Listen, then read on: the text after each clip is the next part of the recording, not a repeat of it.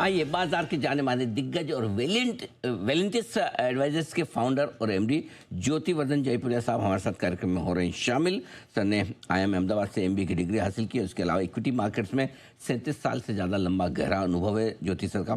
आप बड़े बड़े संस्थानों के साथ काम कर चुके हैं जिसमें डीएसपी मेरिल लिंच और आईसीआईसी जैसे दिग्गज संस्थान शामिल हैं। ज्योति सर गुड मॉर्निंग, बहुत बहुत स्वागत है आपका। धन्यवाद हमें समय देने के लिए। सर वो लाइफ हाई तो बन गया लेकिन फील नहीं आ रही, एकदम लग ही नहीं रहा लाइफ हाई जैसा। वो जैसा माहौल 24,500-25,000 पे था अभी भी वही का वही है। हो क्या रहा है सर मार्केट में?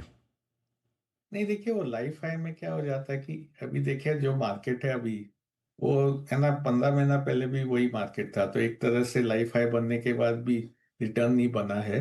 वो दूसरा देखे तो जो है ना, निफ्टी स्टॉक्स के अलावा है, तो वहां तो कहीं पे भी लाइफ हाई नहीं है। स्मॉल कैप इंडेक्स अभी भी है ना, हाई से 10% से ज्यादा नीचे है। काफी स्टॉक्स गिरे हैं। तो हम लोग का कुछ एनालिसिस किए थे, तो प्रैक्टिकली आधे स्टॉक्स तो 20% से नीचे है लाइफ हाई से। तो है ना, वो ब्रॉडर मार्केट जो है वो अभी तक पार्टिसिपेट नहीं किया है। थोड़े सिलेक्ट स्टॉक से निफ्टी को ओल्ड हाई पे पहुंचा दिया, पर निफ्टी में भी एक तरह से 18-15 महीना में जो सितंबर का लेवल था वहां से कोई रिटर्न नहीं बना है। तो इसीलिए वो फील नहीं आ रहा है, क्योंकि अभी कोई ज्यादा रिटर्न बना नहीं है सबका। तो बन गया लेकिन पैसे अभी तक बने नहीं, इसलिए फील भी थोड़ी सी मिसिंग है। क्या लगता है सर, समय लगेगा अभी भी मिड कैप स्मॉल कैप शेयरों को चलने में? सो हम लोग कॉशियस थे पिछले साल भी, इस साल भी। पर अब मुझे लग रहा है कि नेक्स्ट ईयर एक अच्छा रिटर्न आएगा अपने को। भारत में भी आएगा, मिड कैप में भी, स्मॉल कैप में भी ज्यादा रिटर्न आ सकता है। तो इसके क्या दो कारण है। एक तो है ना, अर्निंग्स जो है वो काफी है ना, नतीजे यदि देखे 6 क्वार्टर से, तो सिंगल डिजिट में आ रहा है। अब यहाँ से अर्निंग्स टर्न हो जाएगा तो हर quarter double digit earning growth आएगा। तो एक बहुत पॉजिटिव साइन हो जाएगा मार्केट के लिए कि अब अर्निंग आना चालू हुआ, फंडामेंटल इंप्रूव होना चालू हुआ। दूसरा मेरा अनुमान है कि जो एफआई का जो सेलिंग है, वो उन लोग ने क्या $30 बिलियन बेचा सितंबर पिछले साल से लेके अभी तक। तो वो एफआई सेलिंग थोड़ा स्लो हो जाएगा, वो देना काफी स्लो हो सकता है। और वो एक है ना, मार्केट के लिए पॉजिटिव साइन हो जाएगा। तो वो क्यों स्लो होएगा, क्योंकि एक तो भारत ना सबसे वर्स्ट परफॉर्मिंग मार्केट है इस साल इमर्जिंग मार्केट में।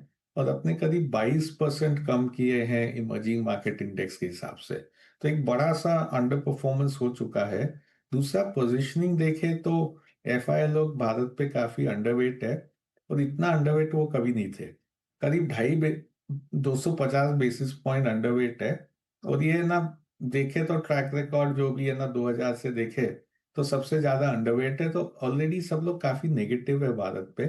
वो तीसरा, वैल्यूएशन देखे तो वैल्यूएशन एक तरह से 20 टाइम पे थे अपने, लास्ट ईयर भी 20 टाइम पे थे। पर जो एमएससीआई का वैल्यूएशन है वो बढ़ चुका है। तो लास्ट ईयर है ना, भारत करीब 100% प्रीमियम पे था एमएससीआई इंडेक्स से। अभी है ना, वो प्रीमियम घट के है ना 55% हो गया है। तो इसलिए वैल्यूएशन एक तरह से एफआई के नजरिए से देखे तो वैल्यूएशन भी काफी ठीक हो गया है। तो मेरे को लगता है ये एफआई का जो सेलिंग है, जो से बेचे जा रहे हैं, वो तो धीमे होना चालू हो जाएगा उसके कारण। और अर्निंग्स जब आना शुरू होएगा तो भारत के बाजार में थोड़े अच्छे ना रिटर्न आने की आशंका है अभी। आजकल बन रही सारे एफआईज ब्रोकरेजेस की रिपोर्ट्स भी आ रही है। अगले साल के लिए 2026 में 29-30 हज़ार के आसपास निफ्टी दिख जाएगा। ऐसा सोचना रीजनेबल है सर? इतना तो हो सकता है तेजी, या ज़्यादा भी? नहीं, उतना हो सकता है, क्योंकि क्या है ना कि अर्निंग्स आना शुरू होएगा, तो अर्निंग्स अगले साल यदि 10-15% के बीच में कुछ आना चाहिए। हम लोग का अनुमान है 12% का अभी। तो यदि अर्निंग आएगा तो उस तरह का रिटर्न आ सकता है बाजार में। एक रीजन थोड़ा कॉशियस है हम लोग, इसलिए ना आप पूछे कि ज्यादा आ सकता है क्या, वो है यूएसए। तो यूएस में थोड़ा सा ना, मेरे को लगता है अगले साल दिक्कत आएगा। इकोनॉमी में दिक्कत आएगा, क्योंकि ना इकोनॉमी स्लो डाउन हो रहा है। और यदि इन्फ्लेशन कम नहीं हुआ तो फेड को ज्यादा रूम नहीं रहेगा कि वो काट सके। तो एक तरह से ग्लोबल क्यूज थोड़ा सपोर्टिव नहीं रहेगा भारत के ना, डोमेस्टिक क्यूज अच्छे रहेंगे। तो इसीलिए ना 10-12% के जैसा रिटर्न सोचना चाहिए। पर मेरे ख्याल से ब्रॉडर मार्केट पार्टिसिपेट करना चालू करेगा। जैसे अर्निंग्स रिकवरी आएगा तो ब्रॉडर मार्केट पार्टिसिपेशन आएगा, तो है ना, वो 10-12% में थोड़ा ज्यादा पैसा बना सकते हैं, अल्फा बना सकते हैं। यदि है ना, कोई छोटे स्टॉक देखे जहाँ पे ग्रोथ प्रोस्पेक्ट ज्यादा है। सर क्या लग रहा है सर, कल आरबीआई गवर्नर साहब रेट काटेंगे, काटना चाहिए? ये बहुत क्लोज कॉल होने वाला है उनके लिए। तो क्योंकि इन्फ्लेशन तो कम है तो है ना, उस हिसाब से तो रेट काटना चाहिए। पर एक तो करेंसी का कॉल है कि भाई करेंसी अभी डेप्रिशिएट हो रहा है, तो इस करेंसी डेप्रिशिएट में रेट काटना चाहिए। और दूसरा है ना, इस बार जो फेड का भी मीटिंग है वो लग रहा था जैसे रेट कट नहीं आएगा, अभी डेटा पॉइंट्स दिखा रहे कि शायद आ सकता है। तो मेरे ख्याल से पॉसिबिलिटी है कि वो बोले कि इसको है ना इस बार तो नहीं काटते, और है ना गेट ओपन है, अगली बार यदि इन्फ्लेशन कम रहा तो काट देंगे। तो मेरे ख्याल से क्लोज कॉल है, पर एंड में काटेंगे नहीं। हम्म, बिल्कुल, मतलब मामला एकदम नज़दीकी का है, कट या नो कट में। चलिए कल सुबह तो पता चल ही जाएगा, लेकिन उससे पहले एक चीज़ और, क्योंकि आपने कहा कि अब 2026 थोड़ा बेहतर होगा, चीज़ें बेहतर हो रही है, तो इस वक्त कहाँ पैसा लगाना चाहिए इस बाजार में? आपको क्या पसंद आ रहा है? तो हम लोग का एक थीम रहा है, वो 3-4 साल से रहा है, बाय लोकल अवॉइड ग्लोबल, कि भाई डोमेस्टिक इकोनॉमी में ही लेना चाहिए। तो अभी डोमेस्टिक इकोनॉमी में 2-3 सेक्टर अच्छे दिख रहे हैं। एक है बैंकिंग। तो बैंकिंग में यदि देखें तो पिछले 4 क्वार्टर नतीजे अच्छे नहीं आए थे, निम्स पे प्रेशर था। और वो एक साइकिल होता है, निम पे प्रेशर रहता है, जब भी है ना ब्याज घटते हैं तो निम पे प्रेशर आ जाता है, क्योंकि अपने लेंडिंग रेट में कमी हो जाती है, डिपॉजिट रेट में टाइम लगता है।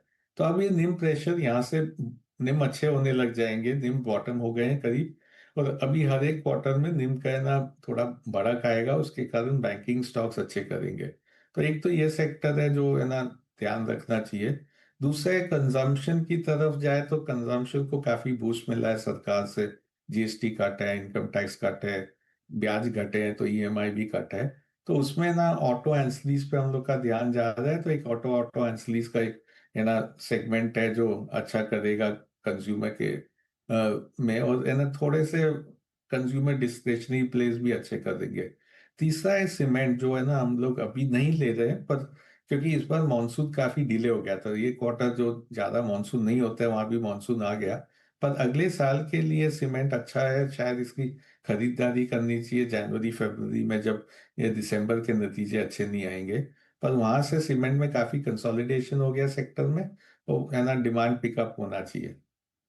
बिल्कुल ठीक बात है। तो बैंक्स, कंजम्पशन, सीमेंट, 3 थीम्स हैं बेहतरीन, जहां पर आपको करना चाहिए निवेश इस मार्केट में। ये राय आपके लिए आती हुई इस वक्त ज्योति सर की तरफ से। ज्योति सर बहुत बहुत धन्यवाद, आपने समय दिया, धन्यवाद। विस्तार